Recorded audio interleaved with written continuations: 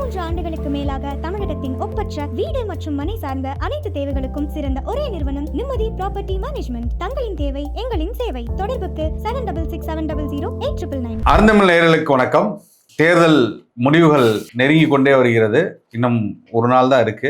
இந்த தேர்தல் எக்ஸிட் போல் இது என்ன நோக்கத்துல, என்ன வெளிப்பாடோட இந்த தேர்தல் முந்தைய கணிப்புகள் முடிவுகள் வந்திருக்கு அப்படிங்கிறத பத்தி இன்னைக்கு நாம விலாவரியா பேசுவோம். அண்ணே வணக்கம். வணக்கம் சசி. வணக்கம். வணக்கம். ஒரே அப்படியே டவுன் ஆகுதுண்ணே. அப்படியே பாடியெல்லாம் அப்படியே டவுன் ஆகுது. இதை பார்க்கும்போது ஒரு நாள் நினைக்கும் போதெல்லாம் பெரிய ஒரு மன இதுதான் வருது.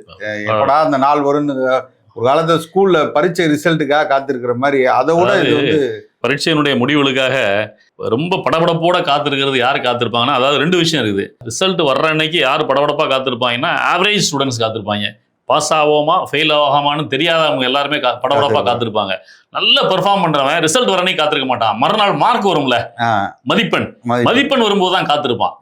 ஆனா இன்னைக்கு என்ன நிலைமைன்னா, இந்த தேர்தல் முடிவு நல்ல பெர்ஃபார்ம் பண்ணுவான்னு நினைப்பான்ல, நல்லா படிக்கிற ஸ்டூடெண்ட்னு சொல்லி, அவங்களும் ரிசல்ட்டுக்காக காத்திருக்கிற சூழல். ஒன்னு ஆவரேஜ் இவன் அப்படின்னு சொல்றவனோ தேர்வு முடிவுக்காக பரபரப்பா காத்திருப்பான்ல, அவன் மாதிரி எல்லாருமே காத்திருக்கிற மாதிரி இன்னைக்கு இந்த தேர்தலில் வந்து பெர்ஃபார்ம் பண்ணக்கூடிய கட்சி, பெர்ஃபார்ம் பண்ணாத கட்சின்னு எல்லா கட்சிகளுமே என்ன முடிவு வரும். இதுல ரொம்ப ஆபத்தா நான் என்ன நினைக்கிறேன்னா, என்னோட போகும் நான் தோத்துருவேன் அப்படிங்கிறது ஒண்ணுன்னு. இப்ப தேர்தல் வருது, ரிசல்ட் வருது, இந்த தடவை நான் வெல்லுவேன், ஜெயிப்பேன், தோப்பேன் அப்படி இல்லை. ஆனா இது அதை தாண்டிய ஒரு பேர் அவ்வளோ ஏதோ ஒண்ணு நடக்க போதோ, ஏதோ ஒரு சிக்கல் நடக்க போதோ, அடுத்தடுத்து வரக்கூடிய இந்த நாட்டினுடைய அரசியல் தீர்வுகள் இதெல்லாமே மாறப்போதோ. அந்த ஒரு என்னன்னா, நான் வந்து ஒரு முக்கியமான ஒரு விஷயத்தை தொட்டு நம்ம பேசணும்னு நான் நினைக்கிறேன். அதாவது இந்த தேர்தல் முடிந்த பின்னர் எடுத்த எக்ஸிட் போல் கருத்து கணிப்புகள் வந்து பீப்புள் பல்ஸு, மேட்ரிஸு, பிமார்க்கு, சாணக்கியா, அக்னி, அப்ப நம்ம தமிழ்நாட்டில் உள்ள நியூஸ் 18 எல்லாருமே போட்டிருக்காங்க. எல்லாரும் எடுத்த கருத்து கணிப்புகள்ல கூடவோ குறையவோ, இப்போ ஏற்கனவே ஆண்ட கட்சி, ஆண்டுகிட்டு இருக்கிற கட்சி, இதற்கு சவாலாக கடந்த 15 ஆண்டுகளாக தமிழகம் முழுவதும் சுற்றி சுற்றி மக்கள் பிரச்சனைகளை தொடர்ச்சியாக பேசி யாரோடும் கூட்டணியில நிற்கிற ஒரு கட்சி. இவங்க எல்லாம் களத்துல மக்களோட இருக்கிறாங்க, மக்களுக்காக இருக்கிறாங்க. இவங்களுடைய பங்களிப்பு கூடுதல் குறைவு அப்படின்னு நமக்கு முடிவு பண்ணலாமே தவிர, இவங்களுடைய பங்களிப்பு, மக்களுக்கான தேர்தல் பங்களிப்பு, மக்களுக்கான அரசியல் பங்களிப்பு, இல்ல சமூக பங்களிப்பு எதுவுமே இல்லை அப்படின்னு மொத்தமா யாரையும் புறக்கணிக்கவே முடியாது. அந்த அளவுக்கு எல்லா கட்சிகளுமே ஏதோ ஒரு விதத்துல மக்களுக்காக நின்றுருக்காங்க. அதை நம்ம ஏத்துக்க முடியுது. ஆனா இந்த எதுவுமே இல்லாம கடந்த 2 ஆண்டுகளுக்கு முன்னதாக ஒரு கட்சியை ஆரம்பிச்சு, அந்த கட்சி அந்த 2 ஆண்டுகளுக்கு அப்புறம் கூட, கட்சியா ஆரம்பிச்சதுக்கு பின்னல் கூட எந்த விதமான சமூக அக்கறையும் இல்லாம, சமூக பங்களிப்பும் இல்லாம, திடீர்னு சொல்லி அரசியல்ல உள்ளுக்கு வந்து குதிச்சுட்டு அவங்களையும் ஒரு முக்கிய பிளேயரா இந்த கருத்து கணிப்பு எடுத்த நிறுவனங்கள் எல்லாம் அவங்கள முன்னிலைப்படுத்துறாங்க அப்படின்றத பார்க்கின்ற பொழுது, இப்ப நம்மளை பொறுத்த அளவுல அவங்க சொல்றத முழுமையா நம்ம ஏற்றுக்கொள்ளுகின்ற மனநிலையில நம்ம இல்லை அப்படின்னு வச்சுக்கிட்டாலும் கூட ஆன் பேப்பர், அதாவது கூடவோ குறையவோ தேர்தல் அந்த வாக்கு சதவீதத்துல ஒரு முக்கிய பங்களிப்பு இவர்களுக்கு இருக்குது. அது சீட் கன்வர்ஷனா ஆகுது ஆகல அப்படின்றதெல்லாம் அடுத்த விஷயம். ஏதோ ஒரு விதத்துல ஒரு 15% 20% வரைக்கும் இவங்களுக்கான வாய்ப்பு இருக்குது அப்படின்னு சொல்ற ஒரு விஷயம் இருக்குல்ல. இப்படி ஒரு சூழல் ஏற்படுவதற்கு யார் காரணம் அப்படின்னு நம்ம ரொம்ப யோசிக்க வேண்டியிருக்கு அப்படின்னு நான் நினைக்கிறேன். ஒண்ணும் கிடையாது. இப்ப நீங்க வந்து தனித்தனியா ரொம்ப எடுத்து போட்ட ஒரு கருத்து கணிப்புன்னு எடுத்துக்கிட்டீங்கன்னா, ஆக்சிஸ் மை இந்தியா, ஏன்னா மற்றவர்கள் எடுத்த கருத்து கணிப்புக்கும் ஆக்சிஸ் மை இந்தியா கருத்து கணிப்புக்கும் ரொம்ப வித்தியாசம் இருக்குது. எந்த விதமான சமூக பங்களிப்பும் இல்லாமல் ஒரு கவர்ச்சியை மட்டுமே வச்சு, மூலதனமா வச்சு திடீர்னு உள்ளே குதிச்சுட்டு, ஈவன் இந்த தேர்தல் பரப்புரையில கூட மக்களை சந்திக்காம அந்த தேர்தல் பரப்புரையுடைய வாக்குறுதியான முக்கியமான வாக்குறுதியா தேர்தலில் ஜெயிச்சா நான் அவங்களை எல்லாரும் வந்து சந்திப்பேன்னு சொல்ற அளவுக்கு ஒருத்தர் வாக்குறுதி கொடுத்து, அவர் வந்து ஆளுங்கட்சியா கூட வர்றதுக்கு வாய்ப்பு இருக்குன்னு அவங்க சொல்றாங்கல்ல. அதை வைத்து பார்க்கின்ற பொழுதும் அவங்க வந்து age wise, Axis My India age wise வந்து எவ்வளவு பர்சன்டேஜ் என்னென்ன பகுதி எந்த கட்சிகளுக்கு வாய்ப்பு இருக்குதுன்றத ஒரு அனலைஸ் பண்ணி போட்டிருக்காங்க. அப்படி பார்க்கும் பொழுது சிறிய வயதுல உள்ளவங்க, சொல்ல போனா ஒரு 30 to 39 வயது வரைக்கும் உள்ள வாக்காளர்கள்ல 60% மேற்பட்டவர்கள் அந்த புதிய கட்சியை ஆதரிச்சிருக்கிறதா அவங்க சொல்றாங்க. 18 to 39 வயது வரைக்கும் உள்ளவர்கள் முழுமையா அவங்களதான் ஆதரிச்சிருக்காங்க அப்படின்னு சொல்றாங்க. அதாவது இவங்க எடுத்த கருத்து கணிப்புல இவர்கள் கேட்ட கேள்விகளுக்கு உண்மையான பதிலை யாரும் சொல்லியிருக்கணும்ன்ற அவசியம் இல்லை, மாற்றி கூட சொல்லியிருக்கலாம்.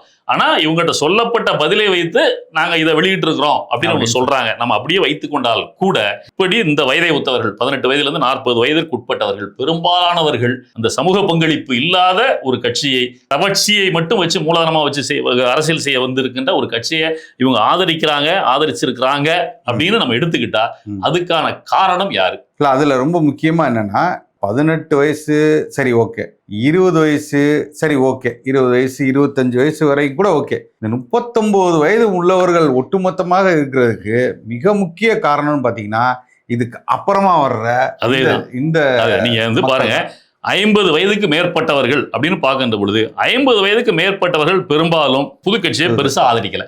100% எடுத்துக்கிட்டா அதுல குறைந்தபட்சம் ஒரு 16% வாக்காளர்கள் தான் இந்த புதிய கட்சி ஆரம்பிக்கிறாங்க 50 வயதுக்கு மேற்பட்ட வாக்காளர்கள்ல. அப்ப 50 வயதுக்கு மேற்பட்ட வாக்காளர்கள்ல 85% பேர் மற்ற கட்சிகளை தான் ஆதரிக்கிறாங்க.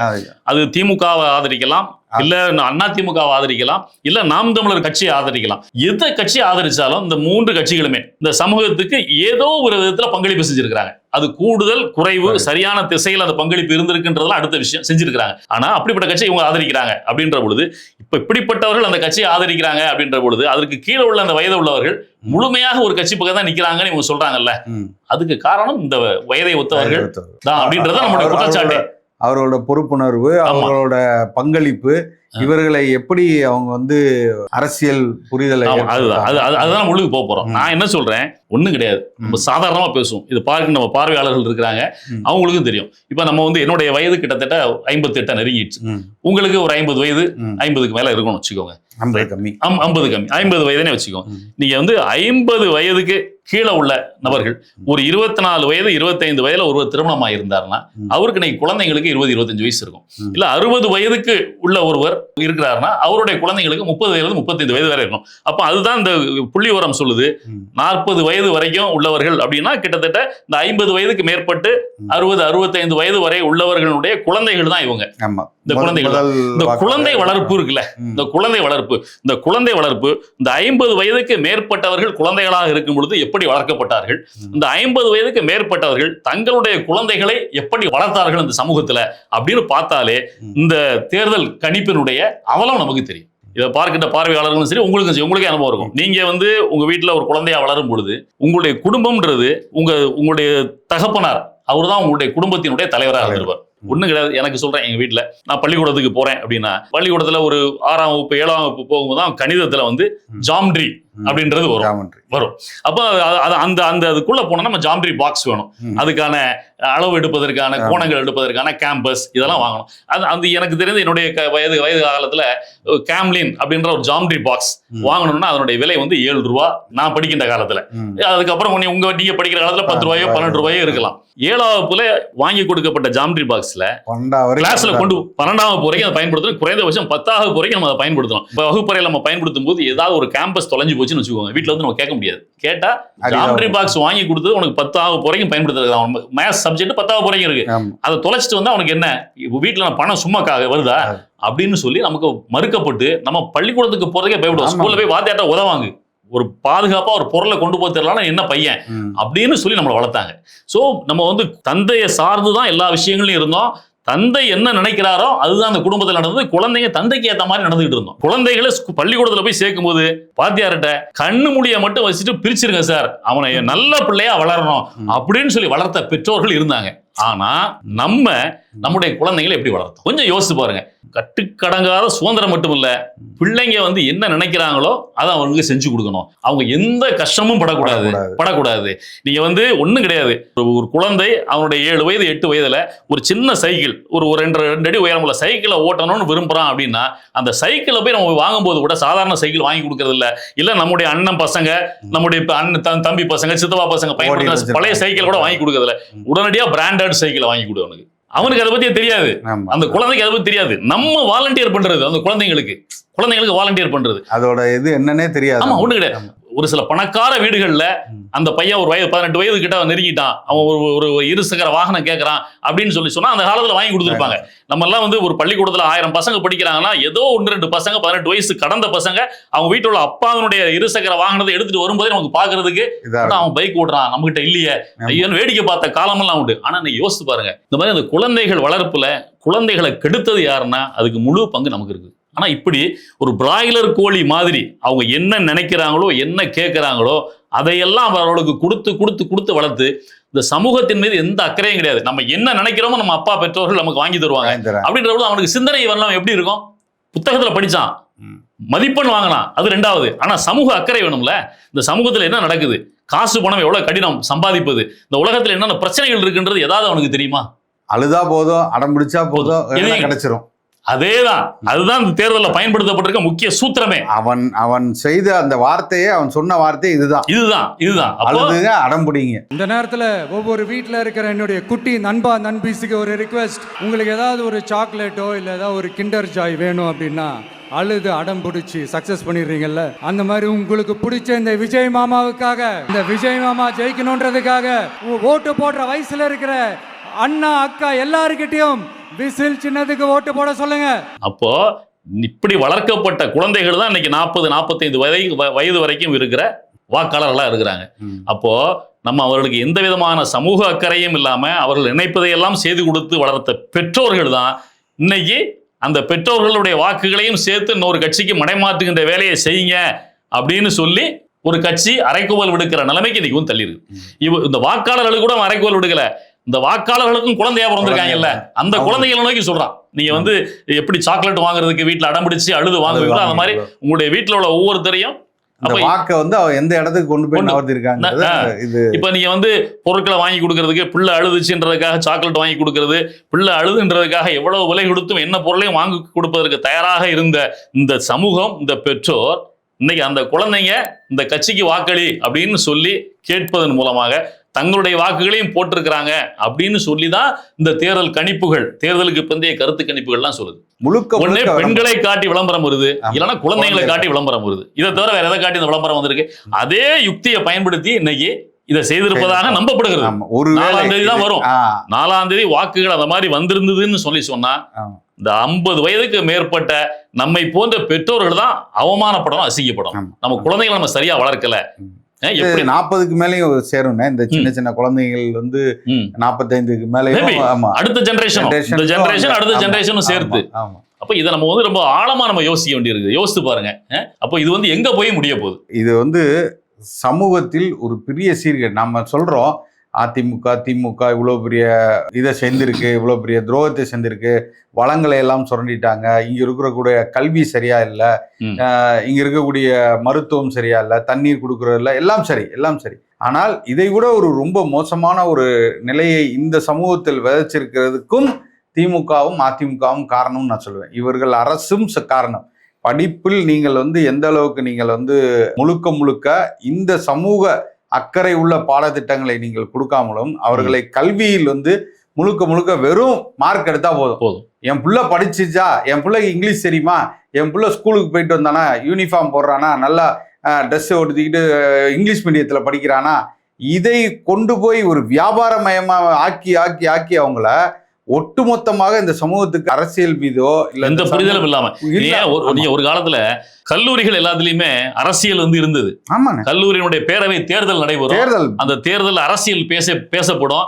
அந்த தேர்தல்ல வந்து வன்முறை வருதுன்ற ஒரே காரணத்தை காட்டி அவளை அந்த அரசியல் வந்து அப்புறப்படுத்திட்டாங்க. இளைஞர்கள் எல்லாருமே அப்புறப்படுத்திட்டாங்க. அவ்வளவு நல்லா இருக்கும். சட்டசபை தேர்தலோட அது அவ்வளவு ஒரு இதா நடக்கும். அது வந்து ஒரு திருவிழா போல இருக்கும். அவங்க அரசியல் பேசுவாங்க, அந்த புரிதல் இருக்கும், நாம் என்ன செய்யணும்ன்ற பேசுவாங்க, எல்லாம் தெரியும். எப்படி வாக்களிக்கணும், யார் என்ன வாக்குறுதிகள் கொடுக்குறாங்க, வர்றவன் எப்படி அந்த கல்லூரிகள்ல கல்லூரி நிர்வாகத்தோட இணைந்து வேலை செய்யறாங்க. ஒரு கர்வம் இருக்கும். ஸ்கூல் பீப்புள் லீடர், காலேஜ் இதுன்னா பள்ளிக்கூடத்துல இருந்து அது இருந்தது. பள்ளிக்கூடத்துல இருந்து வாக்களிக்கிற முறையில ஸ்கூல் பீப்புள் லீடரை தேர்ந்தெடுப்பது, கல்லூரியில சேர்மனை தேர்ந்தெடுப்பது எல்லாமே நடந்தது. இன்னைக்கு எல்லாத்தையும் முற்றிலுமாக அழித்தொழிச்சிட்டாங்க. எல்லாத்தையும் அரசியல் பேசக்கூடாத அரசியல்ன்றது. நீ யோசித்து பாருங்க. இந்த நூற்றாண்டுல தான் நம்ம இந்தியாவின் பக்கத்தில் உள்ள பல நாடுகள்ல இதே வயதை ஒத்திய ஜென்சி இளைஞர்களால மிகப்பெரிய புரட்சி ஏற்பட்டுச்சு. ஆனா தமிழ்நாட்டுல அப்படியே தலைகளா இருக்குது. அதுக்கு காரணம் என்ன? யோசிச்சு பாருங்க. பக்கத்துல நேபாளல நடந்தது, பங்களாதேஷ்ல நடந்தது, இலங்கையில நடந்தது. இதையெல்லாம் செய்தவர்கள் எல்லாமே இந்த 40 வயதுக்குட்பட்ட இளைஞர்களும் பெண்களும் தான், மாற்று கருத்தே கிடையாது. நீங்க நம்ம பார்த்தோம் தொலைக்காட்சிகள்ல பார்த்தோம், இளைஞர்கள் எவ்வளவு தூரம் அரசியல் புரிதலோட இருக்கிறாங்க. அரசாங்கம் மக்களுக்கு எதிராக நிற்கிறது, அரசாங்கத்தினுடைய நடவடிக்கைகளால தான் அந்த நாட்டினுடைய பொருளாதாரம் சீரழிஞ்சு இருக்குது அப்படின்றத புரிந்து கொண்டு அந்த ஆளுகின்ற அரசுக்கு எதிராக மிகப்பெரிய ஆர்ப்பாட்டங்கள் செய்தாங்க. நேபாளில் ஆட்சியை புரட்டியே போட்டாங்க. ஆமா, இங்க அது மாதிரி பல சம்பவங்கள் நடந்திருக்கு, பல கொலைகள், பல பாலியல் வன்கொடுமைகள். இதற்கு எதிராக எல்லாம் இந்த புரட்சி நடந்திருந்தா உண்மையாலே எல்லா மக்களும் ஒரு அரசியல் புரிதலோட, அரசியல் பார்வையோட இந்த இளம் சமுதாயத்தினர் வந்திருக்காங்கிற புரிதல் இருக்கும். ஆனா இது மொத்தமா சினிமா என்ற ஒரே ஒரு மூலதனத்தை மட்டும் இதை ஒரு பெரிய புரட்சியாகவும், இதை ஒரு பெரிய மாற்ற நிகழ்தான் கேட்கறது உண்மையாலே வெட்கக்கேடாதான் இருக்கு. எனக்கு அந்த வார்த்தையை சொல்றதுக்கு உண்மையிலே இதா இருக்கு. ஆனாலும் அதுதான் உண்மையா இருக்கு. இந்த மன உளைச்சல் எல்லாத்துக்கும் வர்றதுக்கு காரணமே நீங்கள் இந்த இளம் தலைமுறையினர் உண்மையாலே ஒரு புரட்சியை நோக்கி இந்த அதிமுக, திமுக இந்த அரசாங்கங்கள் பெரிய ஊழல் செஞ்சிருக்கு, இதுக்கு எதிராக நாங்கள் ஒரு மூமெண்ட்டாக நிற்கிறோம், ஒரு புரட்சி மாற்றத்தை இவர் கொண்டு வந்திருக்காரு, எங்கள் தலைவர் அதை செய்தாரு, அவர் பின்னாடி நாங்களாம் வழி நிற்கிறோம் அப்படிங்கிற மாதிரி ஒரு மகிழ்ச்சி அடையலாம். பெரிய இதாக இருக்கும். பெரிய நம்மளுக்கெல்லாம் உண்மையில பெரிய ஆச்சரியமா இருக்கும், பெரிய வரவேற்கத்தக்கதா இருக்கும். ஒன்றும் இல்லை, இந்த ஜல்லிக்கட்டு நிகழ்வு வரும்போது அதற்காக முன்னின்ற இளைஞர் கூட்டம் இன்னைக்கு ஒரு சினிமாக்காரன் பின்னாடி போய் இவ்வளவு பேர் நிக்கிறாங்க, எந்த விதமான பங்களிப்பு இல்லாத ஒருத்தன் பின்னாடி போய் நிக்கிறாங்கன்னு சொல்லும் பொழுது அதை ஏற்றுக்கொள்வே மனம் ஒப்ப மாட்டேங்குது. ஆனா இல்ல, எனக்கு வெஸ்ட் பெங்கால்ல கல்கட்டால ஒரு பையன் இருக்கான் பாசுன்னு சொல்லிட்டு, அவன்லாம் என்கிட்ட டிபேட் பண்ணுவான். நீங்கள் இவ்வளோ தூரம் பிஜேபியை எதிர்த்து நிற்கிறீங்க, அவங்களோட எந்த ஸ்கீம்ஸையும் நீங்கள் ஏற்றுக்கலாம், தமிழ்நாடு எப்போதுமே ஒரு இதெல்லாம் சொல்லுவான். நீங்கள் ஒரு அரசியல் எப்படி வெஸ்ட் பெங்கால் இருக்கோ அதே மாதிரி தமிழ்நாடு, கேரளா 3 பேரும் தான் இப்படி பண்ணுறீங்க அப்படின்னு பேசுவான். இன்னைக்கு அவன் பேசும்போது அவனே நகைப்புக்குள்ள சிரிக்கிறான். இப்படிலாம் நடந்துருச்சு அப்படின்னா உண்மையாலே சொல்கிறேன், நீங்கள் இட் இஸ் இர்ரிப்பேரபிள்ங்கிறான். இதை நீங்க மாற்றுறதுக்கு இன்னொரு 20 வருஷம் ஆகுங்கிறான். இந்தியாவில் எல்லா மாநிலங்கள்லையும் திரைத்துறைன்றது இருக்குது, எல்லா மாநிலங்கள்லையும் நடிகர்கள் இருக்காங்க, எல்லா மாநிலங்கள்லையும் உச்சம் பெற்ற நடிகர்கள் இருக்காங்க. இப்போ உச்சத்திலிருந்து வந்தேன்னு ஒருத்தர் சொல்லிட்டு வந்திருக்காருல, அவரை விட பல மடங்கு சம்பளம் வாங்குகின்றவர்கள் ஆந்திரால இருக்கிறாங்க, மகாராஷ்டிரால இருக்கிறாங்க, மும்பையில் இருக்கிறாங்க, எல்லாம் இருக்கிறாங்க. அப்போ அவர்களெல்லாம் இந்த மாநில மக்கள் எல்லாம் இவர்கள் பின்னாடி யாரு பின்னாடியும் போகாத பொழுது உண்மையிலே இது நமக்கு இதனுடைய 4ஆம் தேதி வாக்குகள் எண்ணப்பட்ட பின்னுதான் உண்மை நிலவரம் நமக்கு தெரிய போகுது. இருந்தால் கூட எல்லா கருத்து கணிப்பு விற்பனர்கள்னு சொல்லுகின்ற எல்லோரும் எடுத்து வெளியிட்டிருக்கின்ற கருத்து கணிப்புகளில் வந்திருக்கின்ற விஷயங்கள் அடிப்படையில் நம்ம இதை பேசுறோம். அது உண்மையாக இருக்கின்ற பட்சத்துல அதற்கான வெட்கி தலைகுனியணும். இதுக்கு மாற்று என்ன, இதை எப்படி மாற்றுறது, இது நம்ம யோசிக்க வேண்டிய தேவை இருக்குது கண்டிப்பா. அதனால தயவுசெய்து இனிமேலாவது குழந்தை வளர்ப்பு அப்படின்றதுல நம்ம இது அரசியலுக்கு அப்பாற்பட்டு நம்ம பேச வேண்டிய தேவை இருக்குது அப்படின்றதுனால சொல்றோம். குழந்தை வளர்ப்புன்றதுல நம்ம குழந்தைகள் விருப்பப்பட்டதை எல்லாம் செஞ்சு கொடுக்கணும்னு அவசியம் இல்லை. அண்ணன் சீமான் அவர்கள் பேசும்பொழுது அவருடைய அரசியலே அதுதான்.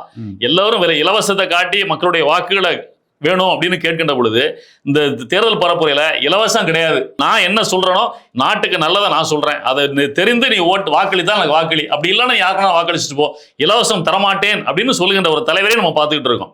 அப்போ யோசித்து பாருங்க, பெற்றோர் குழந்தைகள் வளர்ப்புன்றது அண்ணன் சீமான அரசியல்ல எதை முன்னிலைப்படுத்தி அரசியல் செய்யறாரோ அதை மாதிரிதான் குழந்தைகள் வளர்ப்புன்றதும் இருந்திருக்கணும். குழந்தைகள் சொல்லி அப்பா அம்மா கேட்கறதுங்கிறது கருத்தியல் ரீதியாக அந்த குழந்தைக்கு என்ன புரிதல் இருக்கு, என்ன அதுக்கு தெரியுங்கிறத வச்சுதான் நீங்க, நான் என் பிள்ளை சொன்னா போட்டேங்கிறது எவ்வளோ ஒரு பிள்ளைங்களை நீங்க கொண்டு போய் பாலுங்காலத்துல தள்ளுறதுக்கு தான் அர்த்தம். இல்ல மக்கள் விரும்புவதை எல்லாம் ஒரு அரசு செஞ்சு கொடுக்கணும் அப்படின்னு எதிர்பார்த்த தவறு இருக்குல்ல, அதுல ஏற்பட்டதான் இது. இப்போ 1000 ரூபாய் கொடுத்தா மக்களுக்கு போதும், 2500 ரூபாய் கொடுத்தா போதும், டாஸ்மார்க்கை மூடலாமா அப்படின்னா இந்த எந்த கட்சிகளும் தங்களுடைய தேர்தல் அறிக்கைகள்ல நாங்க டாஸ்மார்க்கை வந்தால் இழுத்து மூடுவோம், சாராயத்தை ஒழிப்போம்னு யாருமே சொல்லல. என்ன காரணம்னா குடிகாரர்களோட எண்ணிக்கை அதிகமாயிடுச்சு, அந்த வாக்கு நமக்கு கிடைக்காம போயிருன்றனால அதை செய்யாம விட்டாங்க. அது சரியா? அதேதான் குழந்தைங்க தப்பு செஞ்சா கூட பரவாயில்ல, அது நம்ம அதை சரி பண்ணிக்கலாம். ஆனா குழந்தைங்க கஷ்டப்படக்கூடாது, என்ன மனசு கஷ்டப்படக்கூடாது. அது வருங்காலத்துல கஷ்டப்படுறதை பத்தி நம்ம யோசிக்கிறதே இல்லை. இன்னைக்கு நம்ம காசு பணம் நம்ம சேர்த்து வச்சிடலாம், நம்ம குழந்தைங்க நல்லா இருக்கும், காசு பணம் வச்சிருக்க குழந்தைகள் நல்லா இருக்கும். ஆனா எல்லார்ட்டையும் காசு பணம் சேர்த்துட முடியுமா? வருங்கால ஒரு தலைமுறைக்கான காசு பணத்தை நம்மளால சேர்த்துட முடியுமா? நமக்கு இருக்கிற காலம் வரைக்கும் குழந்தைங்க கஷ்டப்படாம பார்த்துப்போம். நம்ம போனதுக்கு அப்புறம் அந்த குழந்தைங்க எப்படி இருக்கும், இந்த சமூகத்துல எதையுமே கற்றுக் கொடுக்காம போயிட்டோம் அப்படின்னா எப்படி இருக்கும்? ரொம்ப மோசம். இன்னைக்கு இறுதியா ஒன்னேன்னு சொன்னேன், இன்னைக்கு அந்த தேவாலயம் உலக பிரசித்தி பெற்றது. வேளாங்கண்ணி உலக பிரசித்தி போட்டு. ஆமா, அதுக்குள்ள அவ்வளவு சைலன்ஸ் இருக்கும். போறவங்க அவ்வளவு தூரம் வந்து அமைதியா உட்காந்து அவரை pray பண்ணிட்டு வருவாங்க. உள்ள போய் உட்காந்து டிவிக்கே இன்னைக்கு 500 கத்துறாங்க. அப்ப எதை உருவாக்கி வச்சிருக்கோம் பாருங்க. செவத்துல ஏறி நிக்கிறான், இந்த செவத்துல எல்லாம் ஏறி நிக்கிறான். புனித ஸ்தலமா நினைக்கக்கூடிய அந்த இடத்துல இன்னைக்கு வந்து உள்ள நிக்கிறான்னா, இதை வந்து நீங்க எப்படி ஏற்றுக்கொள்ள இந்த சமூகம் வந்து கடந்து போகும்னு எனக்கு புரியல. இது உங்க புள்ள பண்றான், பையன் பண்றாங்கிறக்கா ஏற்றுக்கொள்ள முடியும்? 20 வயசு 22 வயசு பையங்க இப்படி செய்யறாங்க போது இதெல்லாம் தயவு செய்து நாம் இதெல்லாம் கருத்தில் கொண்டு. எனக்கு வந்து இது பெரிய இந்த மாதிரி ஒரு மாற்றம் நிகழ்ந்தது அப்படின்னா இது ஆபத்துன்னு தான் நான். கண்டிப்பா ஆபத்து. இந்தியாவினுடைய ஒரு முன்னணி மாநிலம், பொருளாதாரத்துல சரி, கல்வியில சரி, எல்லாத்துலயும் முன்னாடி இருக்கிறது. நம்ம அதனுடைய பங்களிப்பு திமுக, அதிமுக இருக்கான நம்ம ஏத்துக்கிறோம். அதை மாற்றுக்கிறது இல்லைன்னு சொல்லவே இல்லை. இதற்கு நாங்களும் பொறுப்பு, நீங்களும் பொறுப்பு, கட்சிகளும் பொறுப்பு, எல்லோருக்கும் பொறுப்பு இருக்கு. நம்ம வந்து அதை அப்படியே கடந்து விட்டு எங்களுக்கு பொறுப்பு இல்லை, இல்லை உங்களுக்கு தான் பெட்ரோல், நாங்களும் பெட்ரோல் தான், எல்லோருக்குமான பொறுப்பு இது இருக்கு. இதை மாற்ற வேண்டும். அதுதான் நம்ம வந்து நம்மளுடைய பார்வையாளர்கிட்ட வைக்கிற கோரிக்கை. தேர்தல் முடிவு வந்ததுக்கு அப்புறம் நம்ம இது குறித்து அலசி ஆராய போறோம். ஆனா அதுக்கு முன்னாடி இந்த கணிப்புகளை வைத்து நம்ம வந்து புரிந்து கொள்ள வேண்டிய ஒரே விஷயம், நம்மளுடைய குழந்தை வளர்ப்பு அப்படின்றது குழந்தைகளை சந்தோஷமா வளர்த்தா மட்டும் போதாது, இந்த சமூக அக்கறை உள்ளவர்களாகவும் நம்ம வளர்க்க வேண்டும் அப்படின்றது தான். அப்படின்றத தயவு செய்து நம்முடைய பார்வையாளர்கள் புரிந்து கொள்ள வேண்டும் அப்படின்றது ரொம்ப முக்கியமான ஒரு விஷயம். எது சரியா இருக்கோ தவறா இருக்கோ, இதுல வேற ஏதாவது மாற்று கருத்துகள் வந்தாலுமே நம் வீட்டில் உள்ள குழந்தைகளோ, பெரியோர்களோ, இல்லை தங்கைகளோ, அக்காக்களோ தயவு செய்து தோல்வி என்பதை ஒப்புக்கொள்ளக்கூடிய மனப்பக்குவத்தை குழந்தைகளுக்கு ஊட்ட வேண்டும். எது சரியா இருந்தாலும் சரி, ரொம்ப எக்ஸைட்டாகவும் வேணாம், இல்லை தவறாக நடந்துருச்சு நீங்கள் நினைத்த மாதிரி வரலன்னா கூட இது ஒரு அரசியல். இதில் வந்து வெற்றி இருக்கும், தோல்வி இருக்கும். வாழ்க்கையில் எப்படி இருக்கிறதோ அதே போல தான் இதுவும். அதனால இவர்களுக்கு பக்குவப்படுத்தி இன்னும் ஒரு நாள் இருக்கு, பேசி அவர்களிடம் வந்து இதை புரிய வைக்க வேண்டியது எல்லாரோட கடமை. நன்றி. நன்றி.